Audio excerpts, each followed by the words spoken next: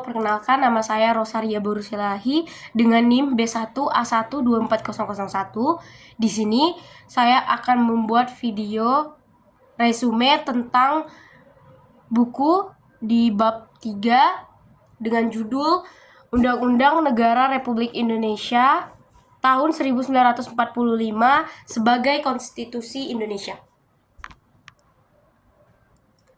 Yang pertama ada konstitusionalisme. 1. Gagasan tentang konstitusionalisme. Negara merupakan organisasi kekuasaan yang terdiri dari unsur utama, rakyat atau penduduk, wilayah, dan pemerintahan.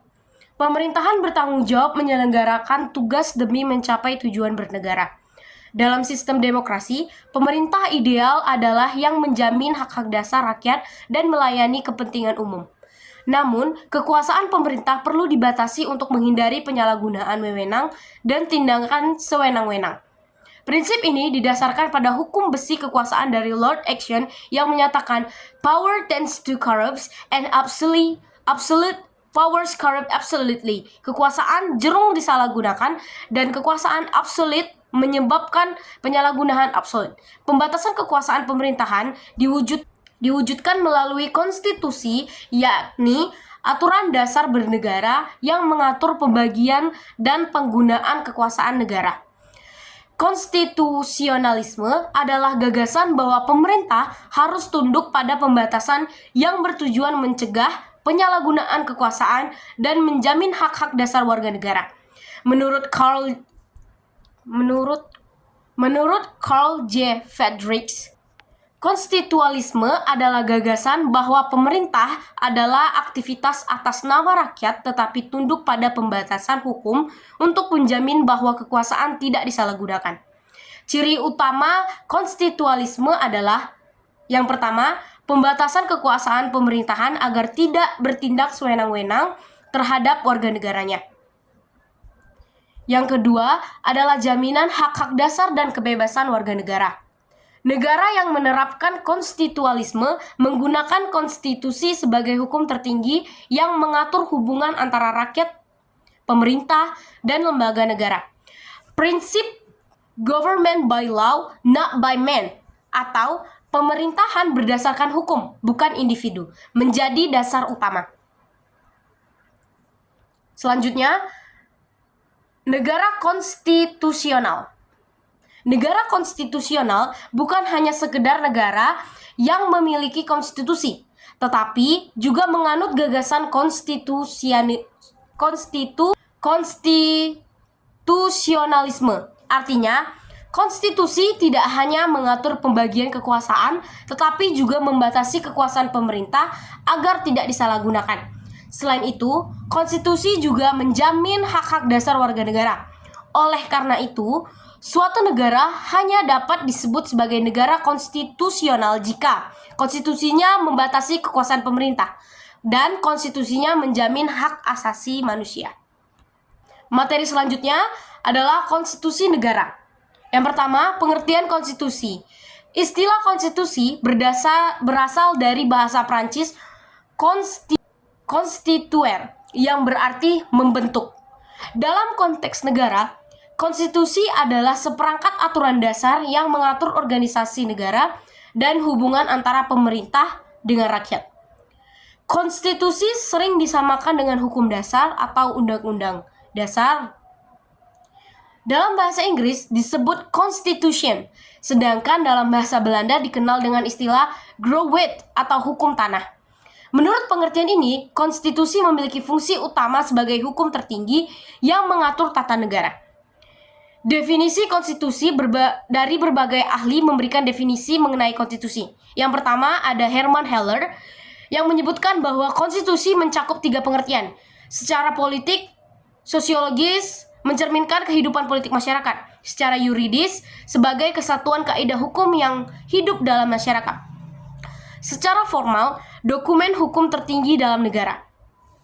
Yang kedua ada menurut Prof. Prayudi Atmos Sudirjo, konstitusi adalah produk sejarah dan perjuangan bangsa, rumusan filsafat dan cita-cita bangsa, serta cerminan jiwa, budaya, dan mentalitas suatu bangsa.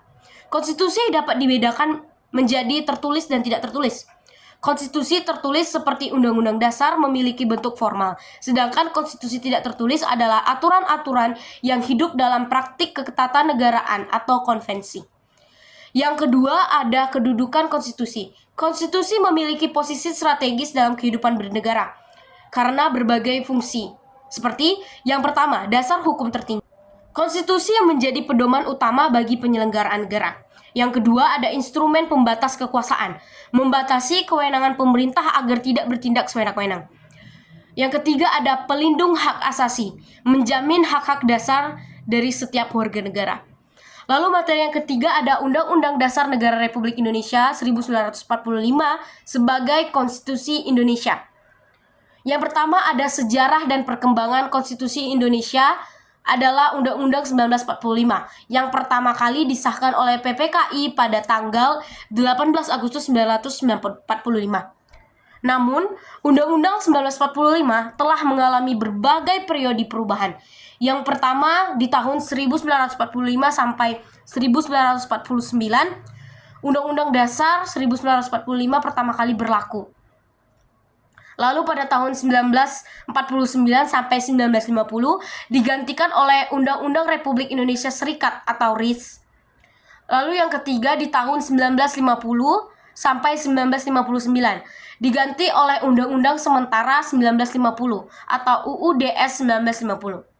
Lalu yang keempat dari tahun 1959 hingga sampai saat ini, Undang-Undang 1945 diberlakukan kembali melalui Dekret Presiden 5 Juli 1959. Yang kedua ada proses amandemen Undang-Undang Dasar 1945. Setelah reformasi 1998, Undang-Undang 1945 mengalami 4 kali amandemen. Tahun 1999, 2000, 2001, dan 2002. Amandemen tersebut bertujuan memperkuat demokrasi, membatasi kekuasaan presiden, dan menjamin hak-hak warga negara.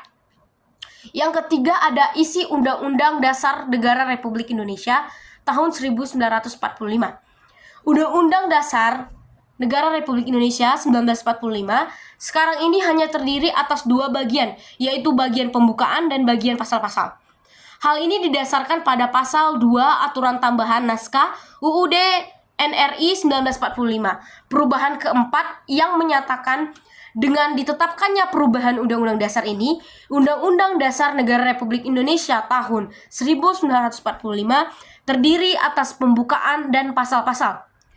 Bagian pembukaan pada umumnya berisi pernyataan luhur dan cita-cita dari bangsa yang bersangkutan. Namun, tidak semua konstitusi negara memiliki bagian pembukaan ini. Pembukaan Undang-Undang NRI 1945 mengandung pokok pikiran. Pokok pikiran ini merupakan pancaran dari Pancasila. Pokok-pokok pikiran itu ialah sebagai berikut.